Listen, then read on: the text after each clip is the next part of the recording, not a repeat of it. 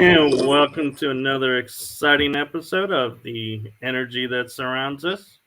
I'm your host, Michael, joined tonight with co host Michelle Gray. And tonight we have a special guest on. His name is Kevin Jeffers. He has a really incredible background, so I will let him share that with you. You want me to start now? Sure. Yeah. Well, the experiences that I've had started when I was about 5 years old. And I would see geometric shapes swirling about me. And I found out at that tender age that if I touched them, I could direct them. Oh, wow. I guess that was my early childhood version of having a computer, except it was happening right in front of me. And then as time went on, the experiences were interesting, but they weren't dominant. Until I was about 18 years old when I went to a hypnotist, past regression hypnotist, past life regression. And he discovered a few things about me, which I found rather intriguing. And then fast forward, I've been healing now for probably 6 years. And I was called to St. Louis by my mother to work on my brother who had just broken his back. And then some interesting things came out of that, which I can go into detail a little bit. And then fast forward, it was just a steady experiences and learning how to do things with energy. Wow, so that's really cool. And so I'm kind of curious. You call it the pattern. Is that something that you just noticed and decided to call it pattern, or how did you come up with the phrase the pattern? But before you answer Well, that, it was really a word that I chose because of the experience, which was a very strong out-of-body experience that brought me into view of the universe with grid lines behind it. And grids were kind of like the background fabric of consciousness for everything. And the closer I got to the grid, the more emotional it became. But I began to see a pattern in my life where I experienced this energy, and that left a huge impact. Okay, I think Michelle had a question for you. he answered it, I was going to ask him to bring in the difference between the grid and the pattern. And he pretty much already did it. So perfect. Well, the pattern was as best I could do at the moment. So, one of the things we talked about backstage before we got started, I wanted to make sure got asked is why is it important to let go of beliefs? Well, in my experience, the beliefs confine you as a personality, as a person striving to increase consciousness, because we get framed within this box of beliefs that have been created by us. It was created by our family, by school, by expectations of society. The broader picture was a certain kind of behavior was expected. These rules that we believed as we were young have now become the operating reality for us.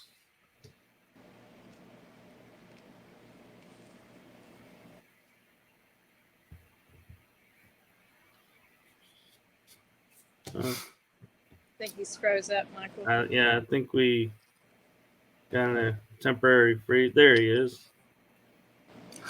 You kind of froze for a second there.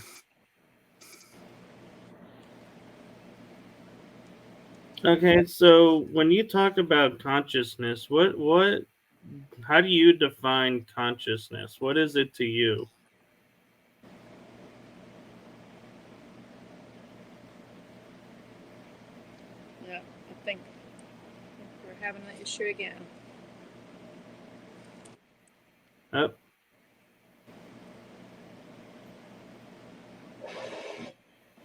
Okay. Perfect. There we go. I'm not sure if you heard the questions, but we actually got a question from the chat room. Katie Louise is asking, are the rings around the earth that you describe in your social media the same as the astral plane?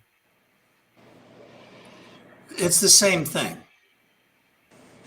And I call them rings because every ring, if you can imagine a ring wrapped around the earth, operates at its own frequency or vibration.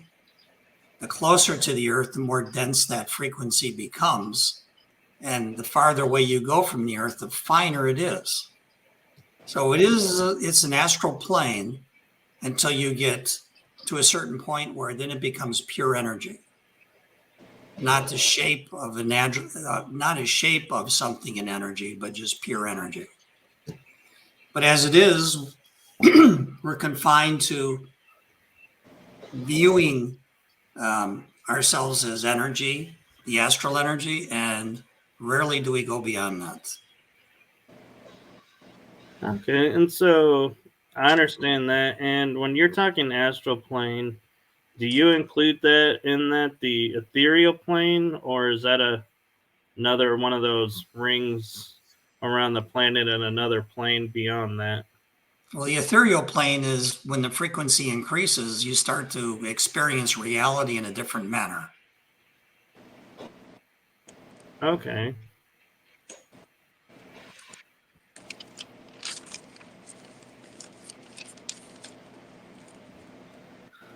Okay, I'll ask. Ethereal, as the name implies, is very fine energy. Very fine energy.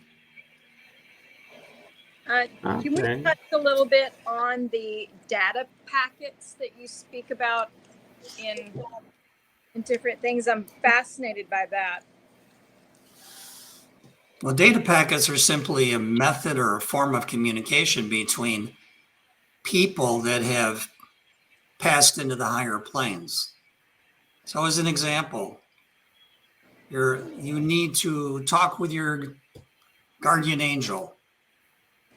You don't talk.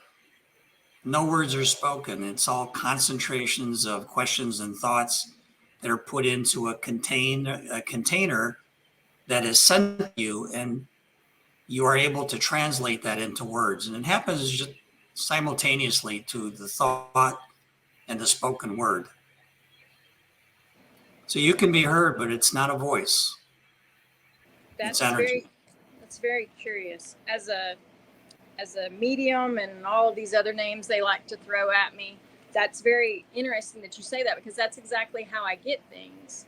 I get things in a certain way, and then it has to be almost broke down and translated from what it came to into what I can actually communicate to people. So sometimes these data packages are so dense and so large that it might take us a lifetime to unpack it. Okay, well, I'm just getting crumbs then. You're getting crumbs. Yeah, it doesn't take me that long. Not a whole lifetime that I know of. It might have taken me 30 lifetimes. I don't know. And I'm just on number 31. Well, that's true. They could have been sent to you a long time ago, and now you're seeing it. Just now figuring them out. Hmm. You said something that said I'd like for you to elaborate on, and it says that we came into a predator world, no clouds, no angels with harps. Can you elaborate on that? When we descend to the lower frequencies, we take on form, the physical body.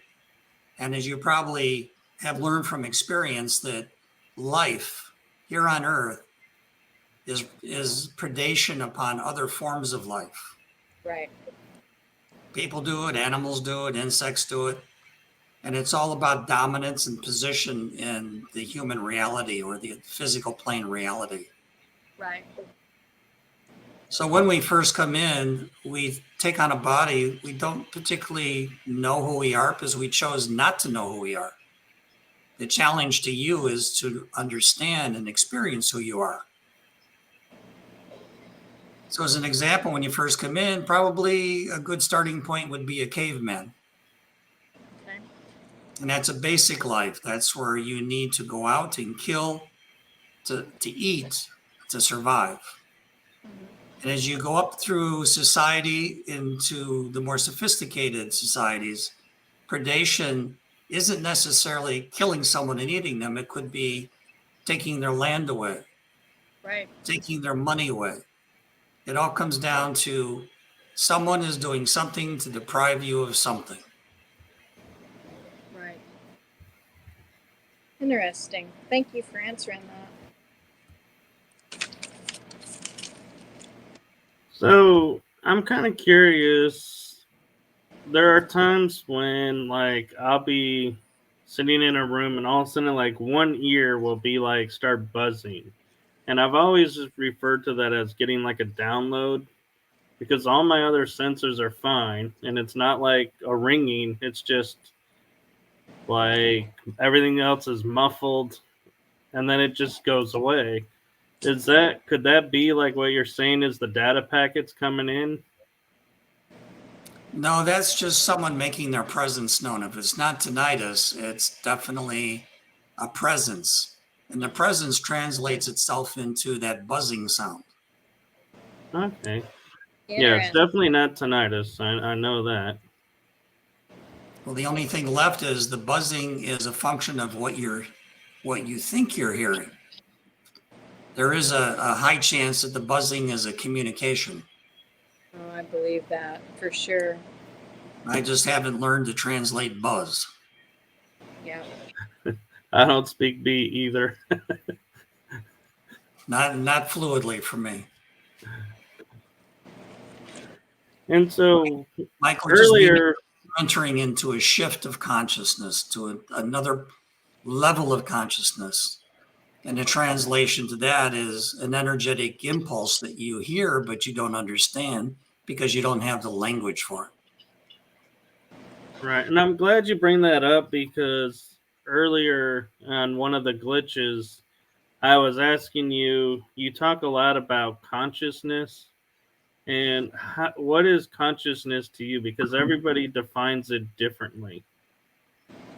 Well, consciousness is just simply perception awareness. And it increases in sophistication as the form, the physical form, it increases its rate of vibration, and you start to know more, to listen more, to hear more than you did before. So the shifting in your life can go from when you were younger, everything was about food and mom and security. And as you get older, it's about your own personal survival and knowledge and manipulation and position in reality. So consciousness, and this is important to me, is that what I call uplift. We're being uplifted from one level of consciousness to another because the pattern is helping guide us to that point where we're questioning more than we're answering. How does soul consciousness work into that?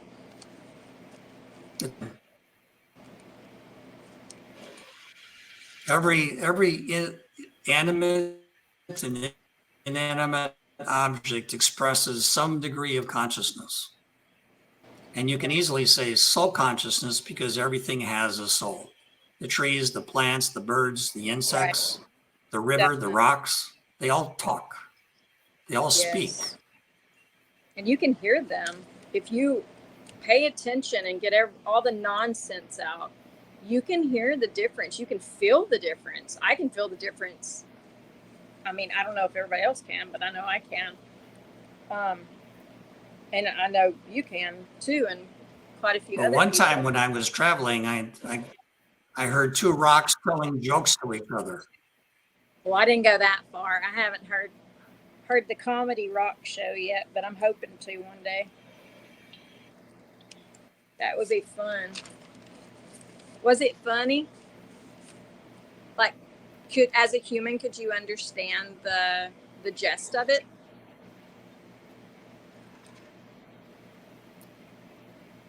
Did you hear my question, Kevin?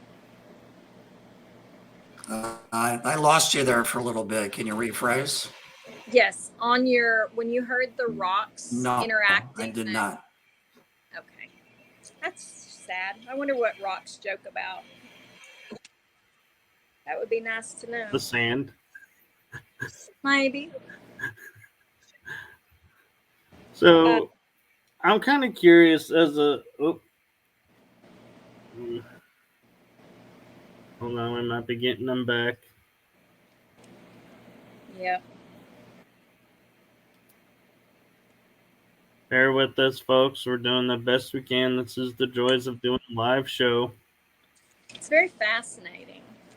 I really enjoyed all of the research that I got to do.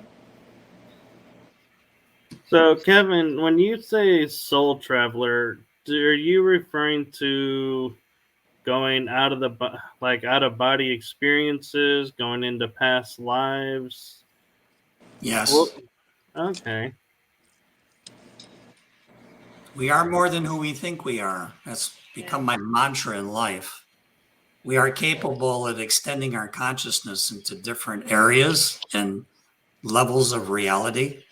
We're also capable of what people call an out-of-body experience, which is the separation of the astral body with the physical body. So there are many ways to experience reality, or just simply meditation is a good tool for that.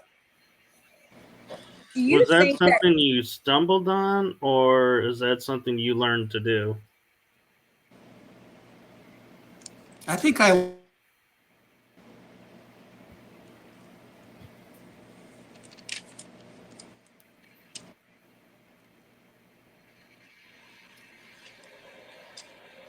We lost you for a second there. You were saying you think you, and then we lost it. Okay, rephrase the question. I'll answer it again.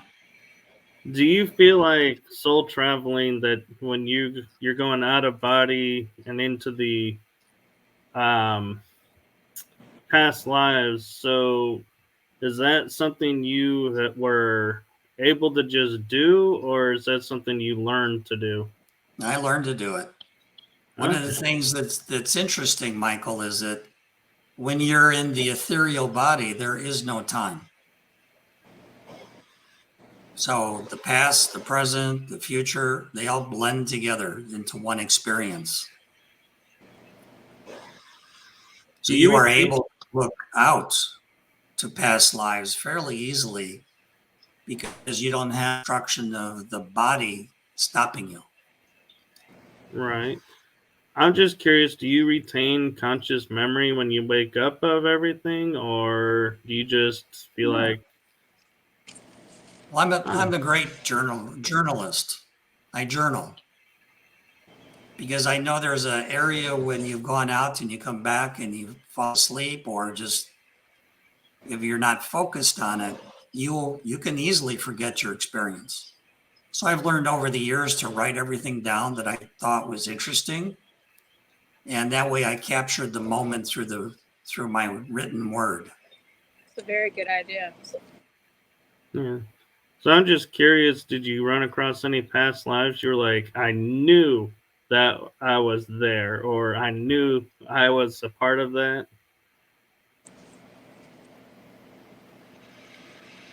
What run across what, Michael? A past life, like if you were reviewing your past lives and going, now that makes sense why I was so focused on that when I was growing up. I knew I had to be a part of that, or that I was there. Well, I think we need to pay attention to what we experience in our dreams. And if you go out in consciousness, pay attention to that, because your higher self, your higher soul is constantly prompting you to increase your experience, to maximize your experience while you're here. Because when you pass and you go into the higher planes, you know everything.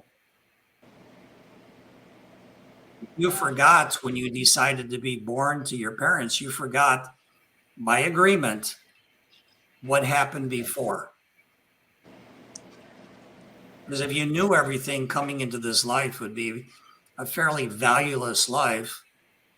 Yes. And we're all encumbered with the bodies and circumstance and environment.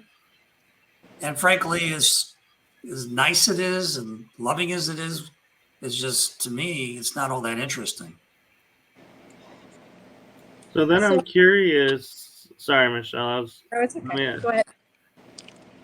If, because like you're saying, if we don't pay attention, we forget, and we're not born, with the prior memories. So is deja vu like the pattern saying to us, hey, here was something you really need to pay attention to from the past?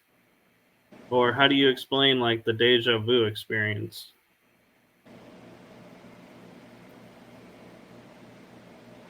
Well, deja vu is an interesting experience because it either could be a foretelling of yourself, but usually deja vu happens moments before something happens. So I think some part of your consciousness is alerting you to what is going to happen next, and you remember it because you're not limited. There are no limitations in memory, and you pretty much know what's coming up because you as a soul can see what's coming up. You as a soul know what you're going to experience. The mind translates that, gets jumbled up. We really believe that we cannot pre-experience an experience.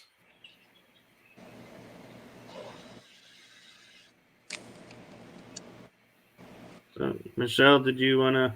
Yes, I was actually, forgive me if I get it wrong, because I was trying to jot this stuff down and unpack at the same time and still listen to you. But do you think the imprinted pattern can follow us throughout other lifetimes? Like in our very first life, is the pattern built and then the pattern continues hidden within through lifetimes? Or do you think it evolves throughout different lives? Well, the pattern, in my experience, was created by what I call the creators.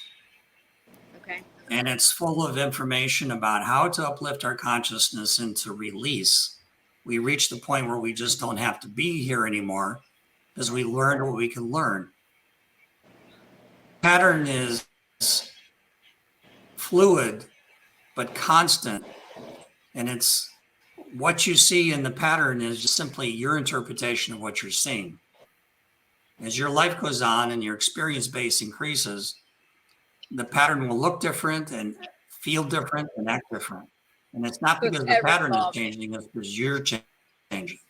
Okay. So the pattern remains, it's just we're evolving.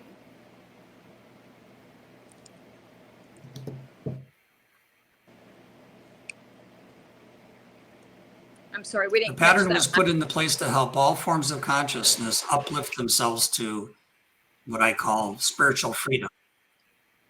Okay. Thank you. So, Michael, question? I was kind of curious because I, being with metaphysics, I get a lot of these principles, and I've just never really worded them the same way. But I'm curious with you and your life and your work, do you find that being able to see the patterns that you may avoid certain situations because you're like, hey, I no longer need to learn that pattern, so you veer away from somebody who may, or a situation that could develop into something else, and you're like, nope, I don't want to learn that one today, so change direction?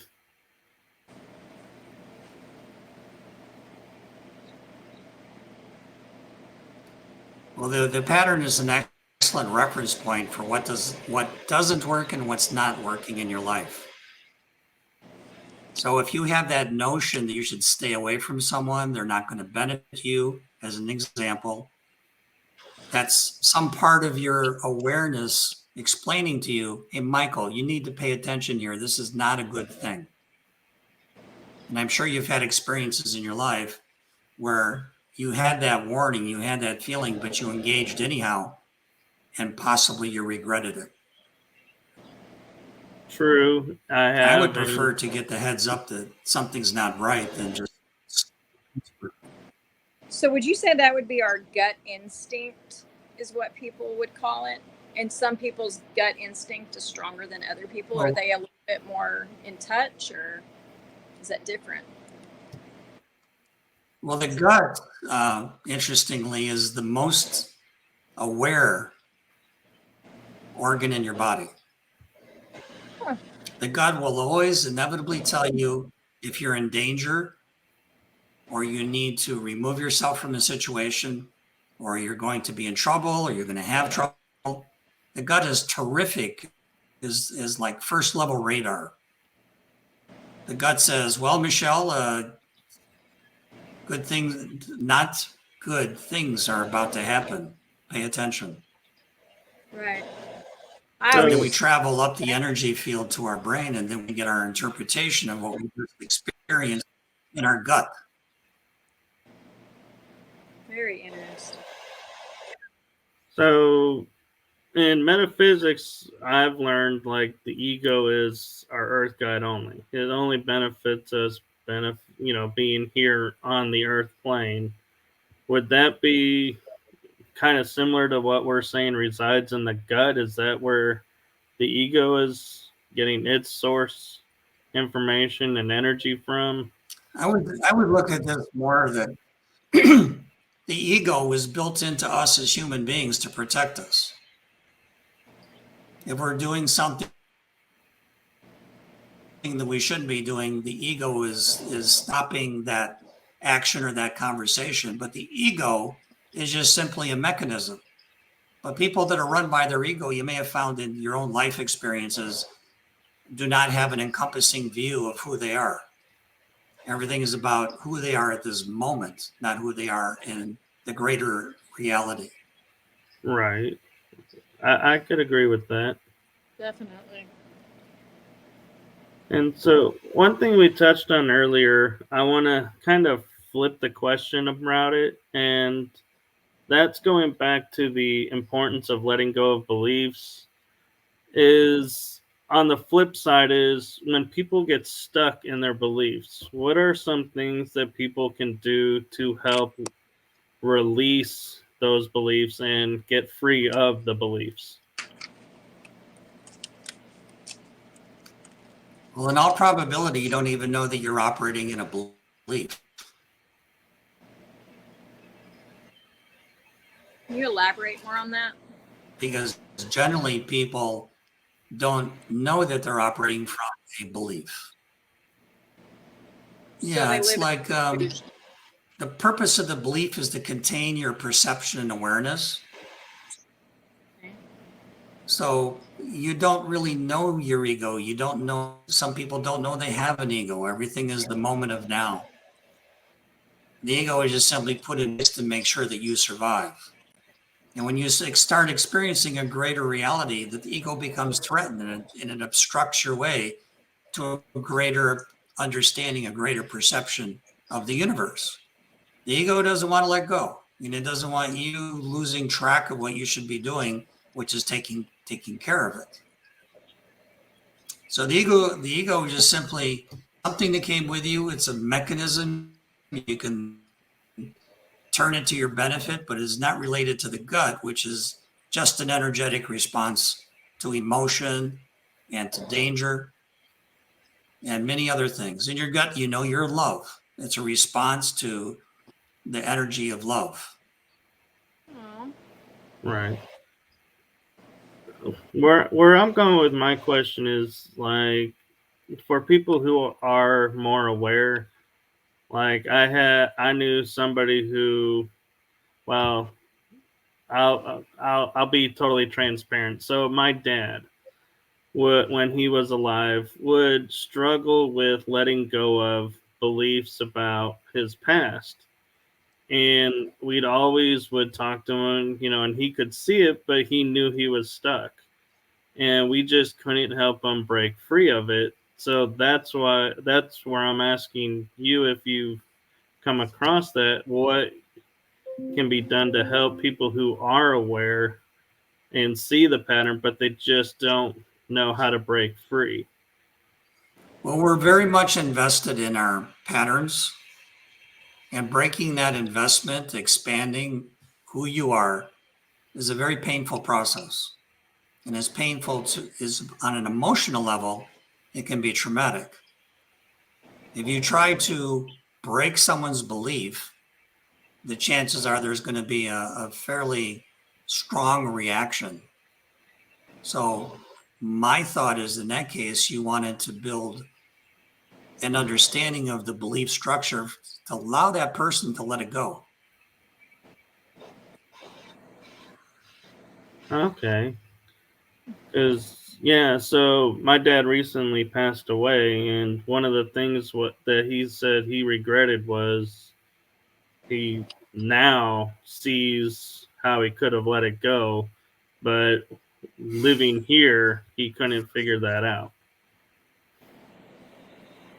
Yeah, the environment will affect that. But the good thing is he began to understand what his beliefs are and how they impacted his life. If he continued his life, he would have learned from that experience.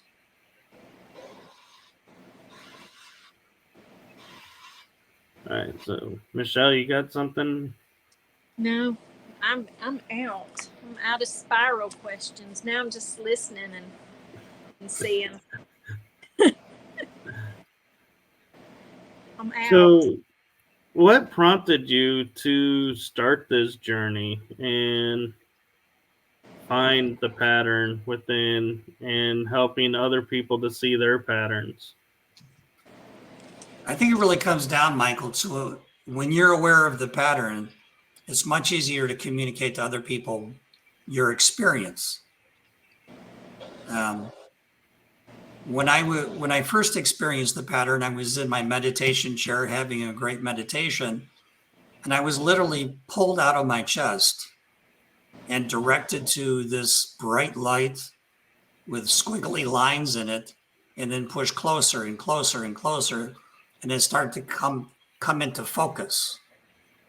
It was a very emotional experience for me. I couldn't even talk about it for months, because every time I remembered that experience, I became emotional. Now, eventually with time, I released that emotionality and started to be able to talk about the pattern. So experiencing and moving into the pattern is for me very difficult and very wrenching, because you see your reality was a construct of beliefs and other people's opinions. And finally, you start to see that you're free of those. And that transition, that freedom from beliefs, is really a function of energy, the availability of energy. And it's also indicative of changes occurring inside of yourself. So someday, I believe from my experience that people will see the pattern and learn from it, but that's a process of growth and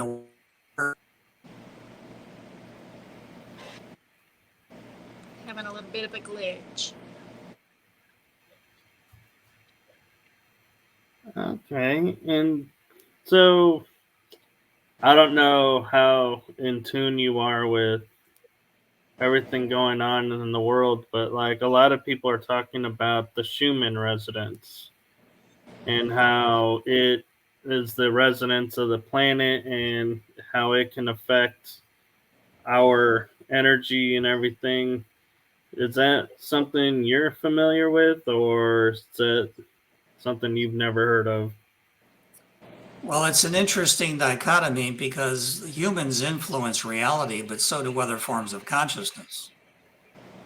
the human experience, the human reality is not particularly agreed to by, as example, whales. My sense of it is in swimming with dolphins is that they think we're all nuts. I've heard the dolphin thing before, and I absolutely love it. Like, I love the dolphin stories about when you saw them and they were just like these things, and they were looking back at us like, whatever. Well, they operate completely different than we do. Their consciousness is different. They sing their questions. They're just different beings. They're beautiful. Right. They're I just love. better. Yeah, I don't know if you're familiar, Kevin, but when I was in Hawaii, they told us their story of where the dolphins came from, and I always thought that was the most beautiful story I've Yeah. ever heard handed down from tradition. Have you heard it? Mm-mm. Yes. When you look at their forward flippers, they decided to stay in the water and not go to the land. Smart. So they survival tools, but they had the Yeah. ability at one point to walk, to go to land, and they chose not to. They liked the freedom of the water. Yeah, the story I was told was similar. Is there was like they were walking over the rainbows to from island to island, and the children wanted to go play and jumped in the water and decided we're having so much fun playing, we're just going to stay here in the water, and hence the dolphins were born. Hmm. So I like how both of them are. I think the story is very much similar to that of the whales. Right. And it is amazing that, like, when I went swimming with the dolphins, I haven't been able to swim with the whales yet, but there is, like, I can't explain it, but other than say there is a euphoria that falls over you of you forget all your worries, you forget all your cares, and they literally bring you into a moment and you're frozen in that moment because it's like nothing else is entering your mind except I'm here playing with the dolphins. And I think that's a gift I think everyone ought to experience at least once. Be neat. Doing So it the right way. I'm not saying let's all go jump in the ocean and grab a dolphin in the wild and swim. But let's do it respectfully. yeah. I kind of want to bump back to the whole meditation thing when you came out of your body, because you Dolphin might missed not one of the agree with you. you missed Right. one of the best parts about Michael. Do you know where he meditates at? It's the best. It's the best. In a lazy boy. Hey, A lazy boy chair. Isn't that amazing? You get to be comfortable. That was a little choppy. Yeah. I'm sorry. no, I think he was saying it was a little choppy, but Oh. yeah, I mean, I I tend to find sometimes it's hard to go into meditation because there's just so much. It's like I'll quiet one section down, and then it's like, oh Lord, now the other section is gone into super mode, and it's like, let me quiet that one down. And then I feel like by the time I finish quieting my mind down, the time I had allotted for the meditation is over. And I'm like, I really didn't get to meditate. I just can't ever get comfy. Maybe I need to do the lazy boy too, but then I might take a nap. So I think that might be a different kind of meditation, to take a nap instead of actually meditate and concentrate into what you're trying to do. But I thought that was neat. I've never heard anybody meditate in a lazy boy.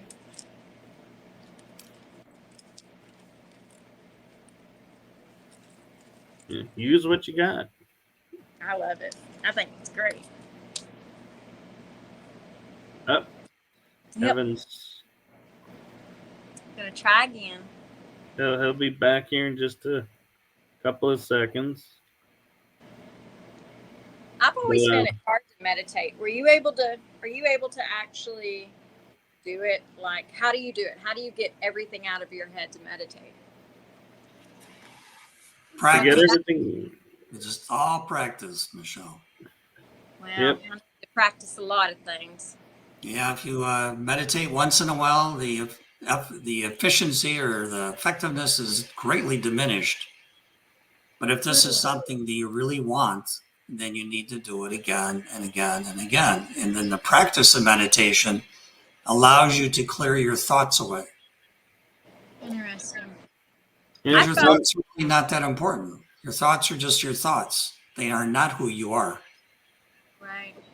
I think as close as I've ever gotten when I hear everyone talk about meditation is just when I've gone down to some kind of water and I've got my feet in the water and my hands in the dirt.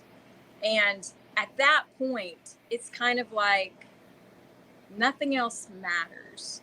It's like I'm just grounded and I don't have to think about not thinking. Not thinking just happens. And that's as close. I've never been able to just sit. Of course, I'm not really good at just sitting. But when you meditate, remember that experience.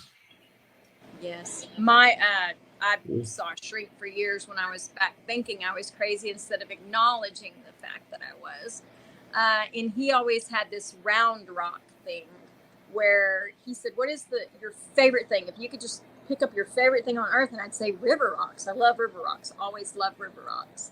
Each one is so different and they all have a different vibration and a different smell. And so I love river rocks. And he's like, well, just imagine the river rock. You take your gray river rock and then you just add a word to it. It's a cold gray river rock. And then you just go on. And that's how you delete everything, was just to focus on this one wonderful thing. So that's all. The Japanese call that Zen. Oh, well, that's good because I never thought I'd achieve that. So, win Japanese love stones for meditative purposes because they're all different. Love rocks. Yeah, they all have different voices. And yeah. My favorite technique in high school for meditating would be I'm going to age myself, putting a CD on, and just put it on a loop to where it would repeat the whole CD and just listen. And I've gotten to the point to where I could be so deep in meditation that I could hear the breath of the earth, like the hum and the vibration, and just I could feel the wind even though I was indoors. It was like the walls just disappeared, everything just vanished, and I was just somewhere. I don't think I've had that in that situation. It's a great place to be, Michael. Great place.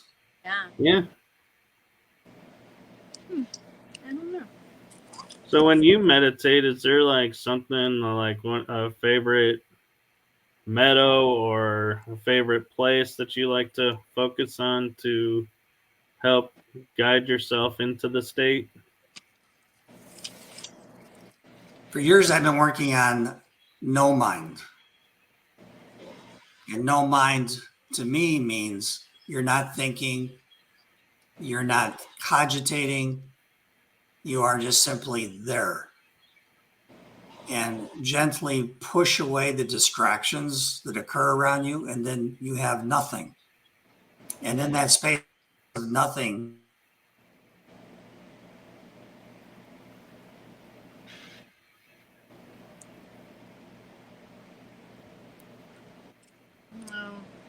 Oh man, it always seems to like glitch at the good. No, right in the good stuff.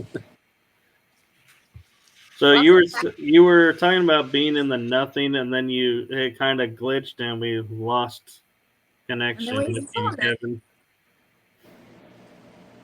So would you mind repeating what you were talking about with experiencing in the nothing? Well, when you're no problem.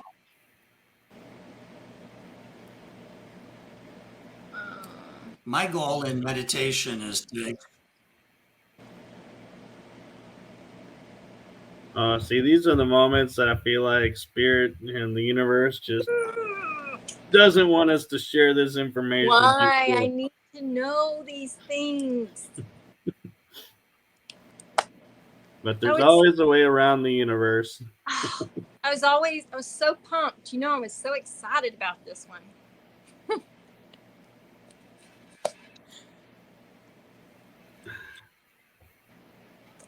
Okay. I just feel like the universe just doesn't want us to share what's inside the nothingness. You know too much. They're trying to silence you. Well, the nothingness of meditation, in my mind, is the place that I want to go. Because when I accomplish the experience of nothingness, then everything is possible. That sounds so frightening to me. Like the thought of nothingness is, for some reason, it's just frightening to me. Maybe that's why I can't meditate, because it's the thought of nothing is so. It's almost like if I go into nothing, I'm scared of what I'm going to see in the nothing, which seems odd when I say it that way, but that's kind of like the fear. When I just go with it, it's kind of like the fear of nothing, of what's in the nothing that I don't want to see. It's kind of. Well, you can look to your ego on that one. Well, I have been told I have one of those for sure. I was to say, it also sounds like that's a belief that she has that may need to address. Well, the beliefs definitely affect the effectiveness of your meditation. When you go into nothing, you've set aside all of your beliefs. You've told your ego to be quiet for a little bit. Yeah. And then, because of who you are, a soul, an energy body, then you start to experience things greater than your beliefs, greater than your ego. I'm gonna have to try that. And it could be anything. Many inventions have been made by people going into a meditative state of nothing. Right. Suddenly the idea or the drawing or some form of creativity pops in their mind.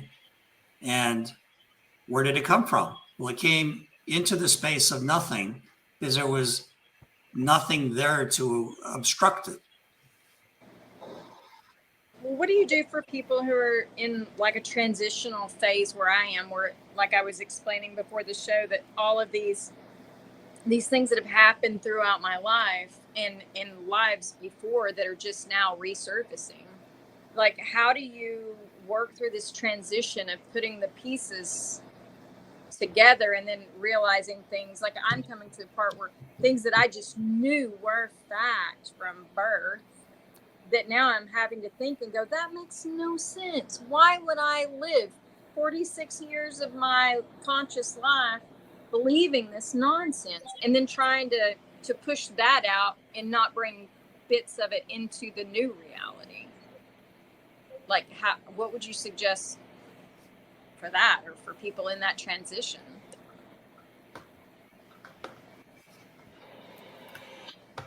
Was that all over the place? I could try to tame it down a little bit. No, that was everywhere.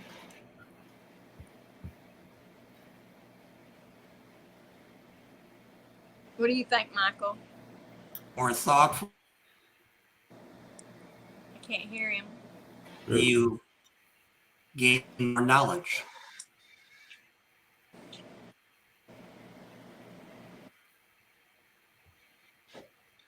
So what I was saying is that when you're in the meditative state experiencing nothing, you are available for everything. Okay. Except you're not having it pointed out to you or directed to. You set your ego aside, you set your imagination aside, you set your fears aside, and what comes in is something that you should pay attention to, because it's coming into your space. Okay. Well, I hope I can master that, and the listeners can figure out a way to do it too. It'd be better for all of us if we don't figure out. Practice and more practice. Just keep practicing, Michelle. Will do. One day a week doesn't get you where you say you want to. Maybe if I can't get it all in this life, I'll I'll figure it out in the next one.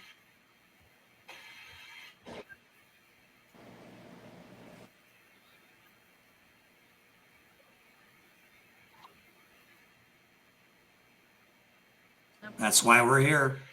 Right? Figure it out. Just figure it all out.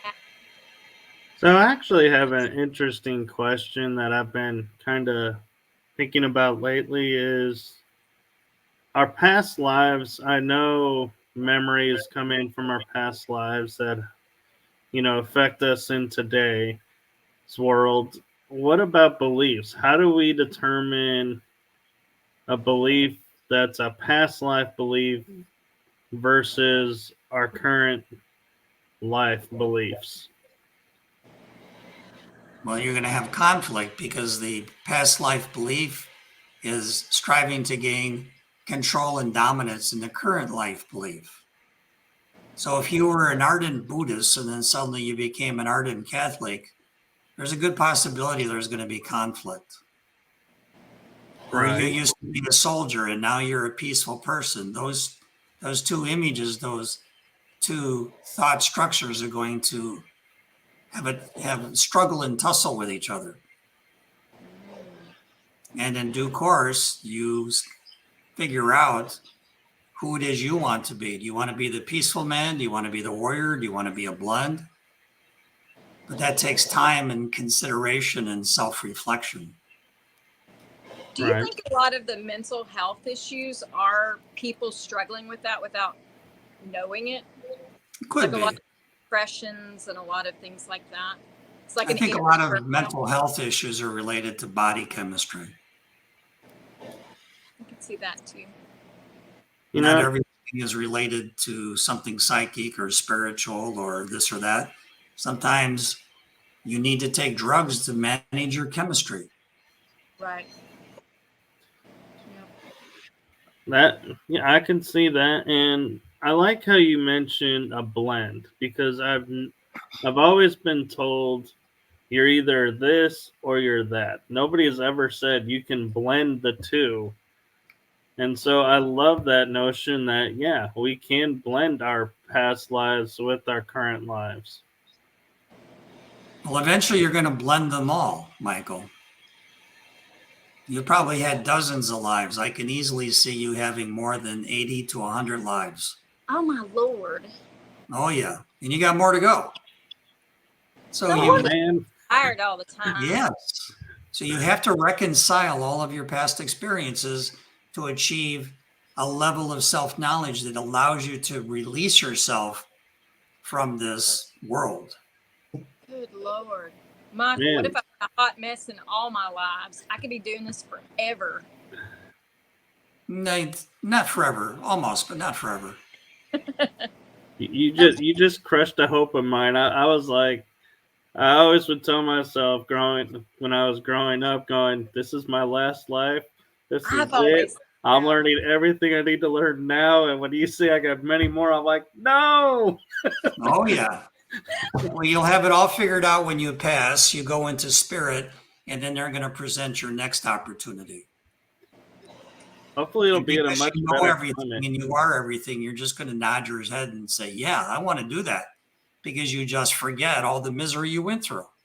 Right. So that makes me curious as a person who speaks to spirits and hears spirit chatter that actually never says words, just sounds like someone in an apartment above me laughing and talking and doing all of these things.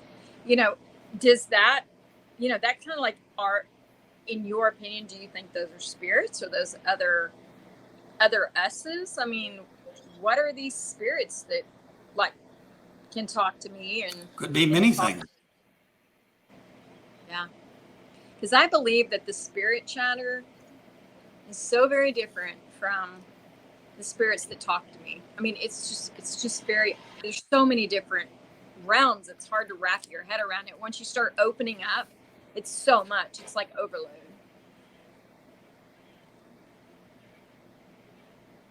Mom, you had some experiences like that too, Michael, didn't you? It's just Yes. overload. Oh, yes.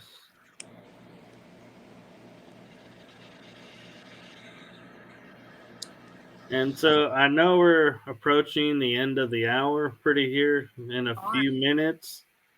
So I was just curious, Kevin, if you wanted to share where people can find you and if there's anywhere that you've like wanted to go to because the energy there you feel like would be like, oh, I could do so much in this energy.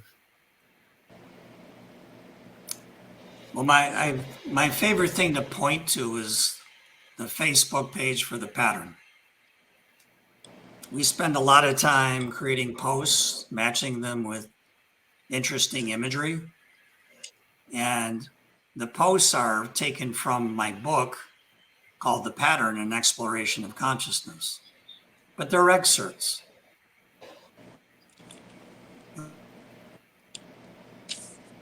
Well, thank you so much. That was really interesting. I see that we have the pattern down here with all of your information on the comments.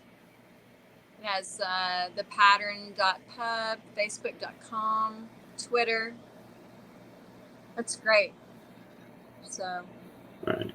Now we have a web page. It's www.thepattern.pub.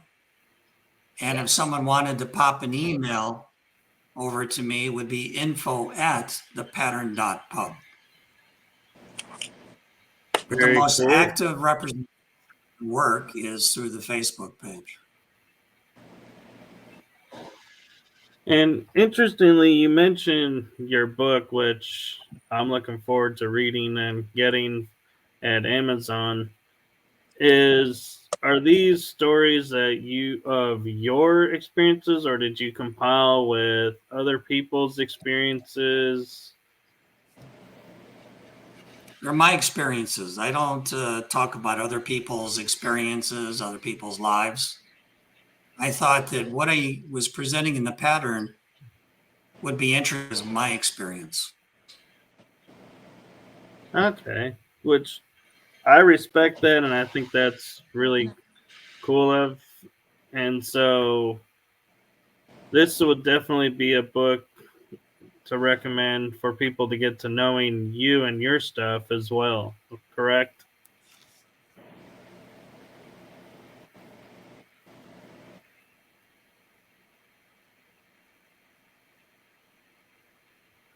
I'm not sure if you heard that. I don't think so. No. No. I was saying, so if somebody was to come up to you and before emailing you, it might be a good idea to read the book because they'll get a good idea of who you are and where you come from, and that might help a lot of people with stuff they're going through. Well, there's a lot of detail in the book, a lot of practical experiences or real experiences that I've had that are easily missed when you're just skimming. A lot of people don't like to read books, but if you do like to read books, then the book that's on Amazon now is finally edited to be very readable. It won't be a slogger. I don't think it'll put you to sleep. The original manuscript that I had would put me to sleep. Oh. So we perked it up a little bit. We simplified it, did a lot of editing, and it reads very smoothly. So I don't think it would be a chore to read it if you like to read. Sounds good. Everybody go get a copy. Yeah, Amazon.com, Pattern Exploration Consciousness, Kevin Jeffers. I'm not even going to attempt to read the rest of that. But so if you have a quick moment, because I know you probably got things to do, I was just curious real quick with you talking about patterns and beliefs and stuff. What is your take on places where people are talking like Sedona, where they're like the Earth's energy there is so this or that? Do you buy into that, or do you feel like that's just hype and the energy is the same everywhere? Energy is never the same everywhere. There are places like Sedona that operate at a high frequency. And people that have moved there or visited. They're just simply observing and feeling what's there. There are holy spots on the earth, and there's a lot of hellish spots on the earth. And it's all energy related, probably from past cycles of consciousness. Okay. And everything we do on earth is imprinted into the earth. Right. And to follow up with that, like Sedona, there was like several articles, I think, around COVID time when people are like, we need to stop going to Sedona because we're draining the energy there. It's not feeling the same. What is your opinion? What would you say if somebody said, yeah, we're draining the energy of Sedona? We need to let it replenish. Wow. I have no idea what that means. How could that even happen? Like, how can the earth stop what it's doing? And how can you stop experiencing what you're experiencing? Yeah, I don't get it.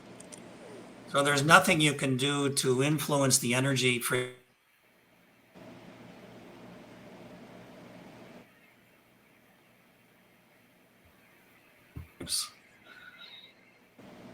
But no, draining out of energy is, to me, just kind of a humorous kid story. Yeah, I think it's just, I thought it was just a method of hyping to get people to pay attention to the area, because I think people are like, oh, Sedona, everyone's heard about that. Let's move on to a different topic. And they're like, no, we still need you to come. Well, if you miss the experience, you're missing an experience. I have yet to go. Yeah, so I haven't been there yet myself. Take time and go. Experience it for yourself. Definitely. I've been to many religious sites, temples, churches, monasteries, and they do resonate. And if you're sensitive, you can pick that up and you can start to piece together the experience in a way that it enlightens you. That's good to know. I need to do that. So do you feel like that's the enlightenment that we're all like looking for when everyone tells us, we need to go enter into the age of enlightenment? It's not going into studies, it's going and experiencing instead? Well, the shift in consciousness will occur with the next generation, the generation after that. We have done what we can do. We've done whatever we have done. And it's shifting consciousness in a positive way, believe it or not. But it's up to the next generations to put that in place. That makes me sad. No, actually, I find some comfort in that because it's knowing I did my part to help lead it to the positive. But then at the same time, I look at like what's going on in the world with some of the new next generation and thinking, oh boy, we're in trouble. Will they even notice? Will anyone ever look up long enough to notice? Or just wait to Well, in all probability, you're going to come back and do it again. But I would have a talk with my guardian angels about being a little more aware, a little more energy focused. You can put instructions into yourself when you're born. Oh, good.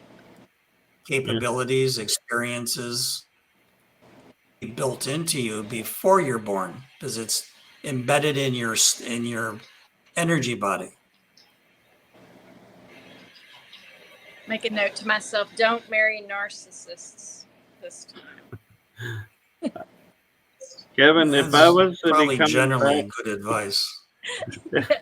If I was coming back to have to do this all again, I'd be like, okay, note to self: when born, have complete memory of everything for the past when we did this to start with, so I could build upon.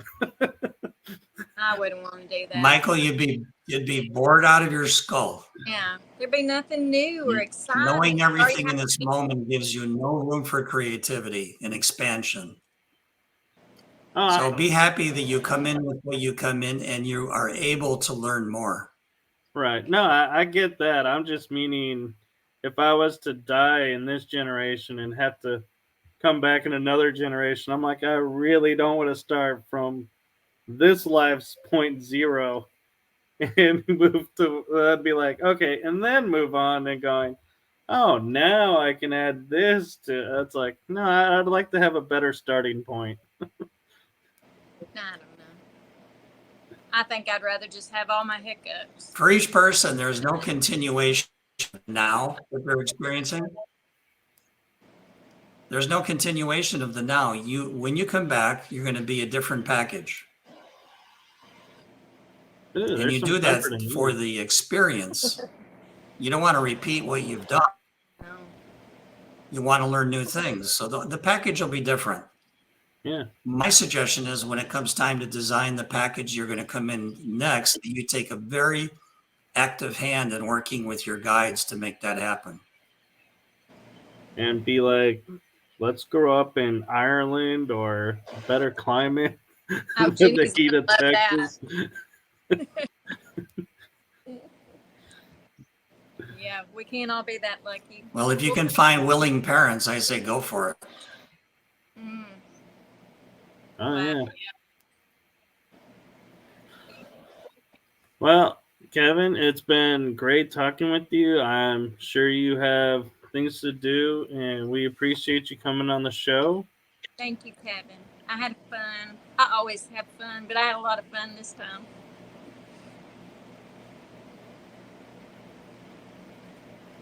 Well, Mike, it was fun. I was afraid that was going to happen, that he'd be Bros. froze on the out. Michael, I was just speechless. Nothing more. Oh, that's great. Well, I appreciate you coming on and taking the time to share with us everything, and I've learned a lot, and I'm sure the viewers, when they watch this, are gonna be like, man, that makes more sense, and now I get what I need to be focusing on and help Definitely. them. It's all very I know. real and all very practical. Good stuff. Oh, you woke her up, Michelle. No, she was staring at me with evilness. Now she's just looking like that, all jelly-like over here. But we know the truth, and we're all going to bed. Thank you so much for being on here, Yes, Kevin. thank This was you. fun. And Even with Well, you're all the welcome. glitches, it just made it interesting. Thank you for giving me the opportunity to chat a little more. Definitely. yes, and in the future, if you want to come back on, we'd be happy to have you back on. All right. My quiet request is fix the internet. God. Well, I have a feeling, as you point out, we're shifting into a new paradigm. I have a feeling we'll be getting a new internet that'll be solid as ever. Good. Where is that? Right there, Michael. Right there. Good. If you ever want to come to Texas, you come to DFW. Well, I'm going to have to buy myself a pair of boots. Nah, you're all right. You can wear Vans or whatever. I'd recommend a hat, though. What? Yeah. We I see you do Wear have a Vans. sun. dressed can't up wear a little bit cowboy for hat. you Texas folks.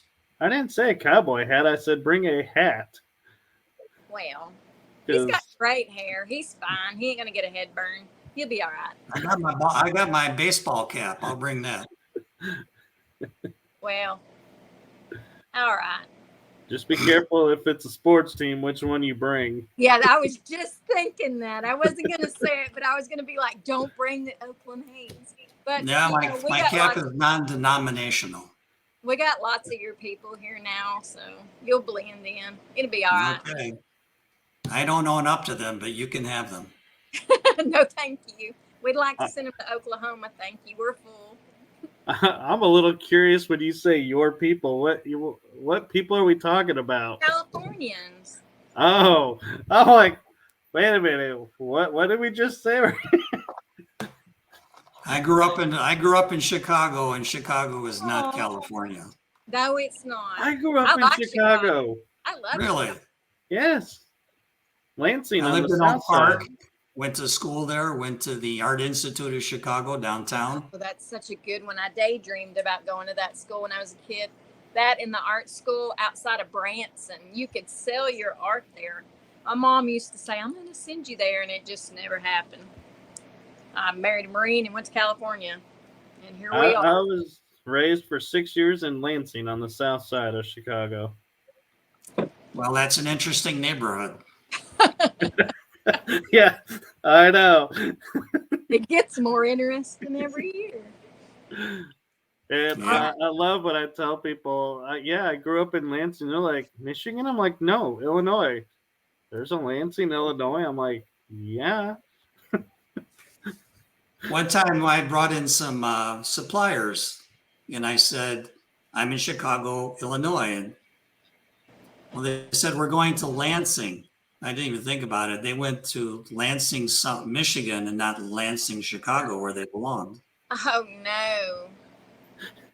I never did get to see them. A couple miles between those two. Just Yeah. a few. Just a few. All right, well, I got to go to bed. So it's All right. dark o'clock.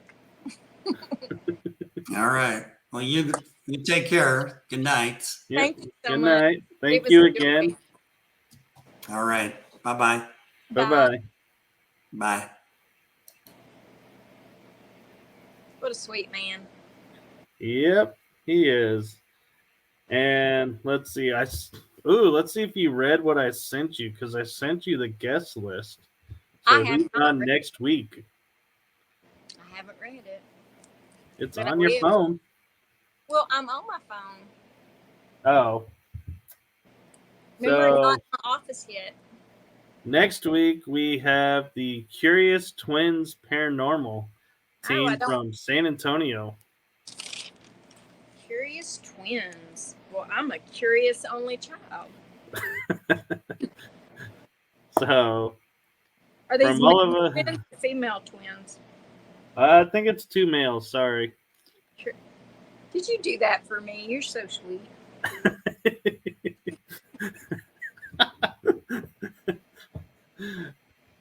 Always thinking about me. I do what I can. Thank you. I don't know if I can get, I might find the double mint twins for you somewhere. I don't know where they are, but they actually have a famous sister. Yeah. But I can't remember who she is.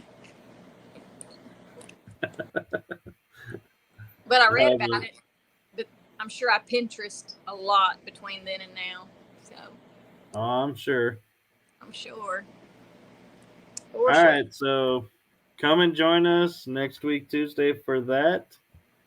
Other things going on real quick for the show. For me personally, tomorrow I will be doing Para Chit Chat with Jenny Sullivan Sanyasi. Love Jenny. That's a 2-hour show, so I'll be doing that in the afternoon because she's all the way in Ireland. So it'll be night for her, afternoon for me. The links for that are on my Facebook page.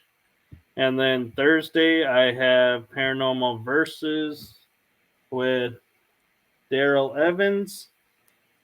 And episode 2 of Riding Through the Unknown with Arkham Rob Wood in the evening. So you definitely don't want to miss out on those shows. Michelle, do you have anything going on this week? No, I think I'm gonna get pizza at some point, but other than Pizza's that, good. yeah. As long as it's not that New York pizza. No, it's not. I have a horrible addiction to Hunt's Pizza, like from the gas station. I love it. Yeah. It's like Hunt Brothers or something. I don't even know. Yeah, it's Hunt Brothers. I've never had pizza from a gas station. I get very excited. Don't do that. Don't say I never got it from a gas station. There's nothing wrong getting pizza from a gas station. Sushi, dangerous. Pizza, you're safe. I'm not saying anything about it. I've never done it. It's so good. It's so good. Their cheese pizza is so good. And I can't eat meat, remember, anymore. So wings, shells, and feathers. That's it. Feathers? Yeah, like birds, like ducks and stuff. Oh, I was like, if you're getting feathers on your pizzas, I would definitely be No, shopping somewhere that's else. the only kind of protein meat I can eat, like that kind of stuff. Oh. Yeah. It's a whole nother show. My food allergies is a whole nother show. We don't have time on this show. Yeah. And with that, we're going to call it a night, folks. So thank you for tuning in. Thanks for And watching. we will be back Next Tuesday next Tuesday. See you then. with the Curious. You have just listened to the energy that surrounds us with your host, Michael Koff. Be sure to tune in next week for our next episode.